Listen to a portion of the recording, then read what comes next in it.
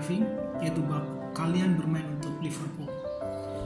Anggaplah saat ini Anda sedang belajar mengemudi, dan begitu Anda duduk di seat kemudi, menyalakan mesin, bersiap-siap mengejar gas, maka dalam beberapa detik, menit, atau bahkan jam ke depan, kira-kira bagian kaca mobil mana yang akan sering Anda lihat? Kaca spion atau kaca depan? Nah, untuk sementara, simpan dulu jawaban Anda. Mari simak satu cerita indah tentang bagaimana tim raksasa sekelas Liverpool mampu bangkit dari keterpurukan dan kemudian menjadi juara di ajang kompetisi sepak bola kasta tertinggi di benua biru Eropa, Champions League. Adalah final Liga Champions 2005 di Atatürk Olympic Stadium di Istanbul, Turki, 25 Mei 2005, yang mempertemukan dua klub legendaris, AC Milan dan Liverpool. AC Milan diposisikan sebagai kandidat unggulan, sementara Liverpool diposisikan sebagai tim underdog. Seolah memperkuat anggapan sebagai tim underdog ini, Liverpool langsung kebobolan di menit pertama melalui sepakan keras sang kapten AC Milan, Paolo Maldini. Dan Turki kemudian seakan benar-benar berubah menjadi neraka setelah sang striker AC Milan, Hernan Crespo, mengenapkan keunggulan di menit ke-39 dan ke-44 menjadi 3-0 untuk AC Milan. Dan saat jeda turun minum, dinding stadion seperti berubah menjadi setipis kertas. Dari kamar ganti Liverpool, sorak-sorai pemain AC Milan di ruangan yang berbeda begitu jelas terdengar. Semua pemain Liverpool tertunduk lesu. Tidak ada yang berani menegakkan kepala. Sang manajer Rafa Benitez sadar bahwa ia hanya punya waktu 15 menit untuk mengembalikan kepercayaan diri para pemainnya.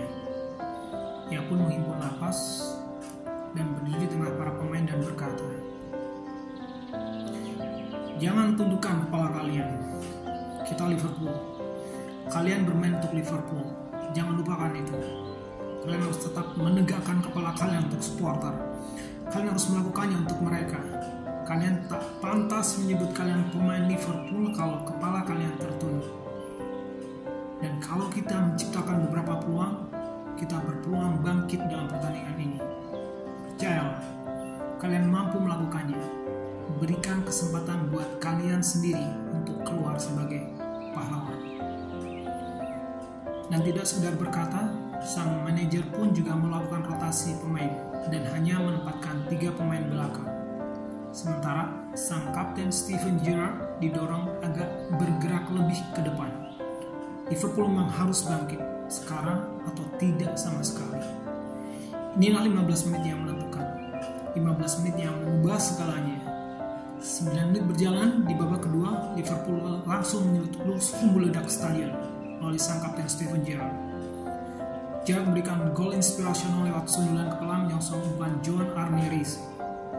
2 menit kemudian, tendangan keras jarak jauh Vladimir Smisser tidak dapat ditahan oleh kiper AC Milan, Nelson Dida. Dan belum lagi Milan menata diri, tepat menit ke-60, Gerrard dijatuhkan di kotak penalti oleh Gennaro Gattuso. Penalti. Tembakan Xabi Alonso yang menjadi eksekutor penalti sempat ditahan oleh Dida, tetapi bola muntahannya langsung kembali disambar oleh Alonso dan gol. 3-3.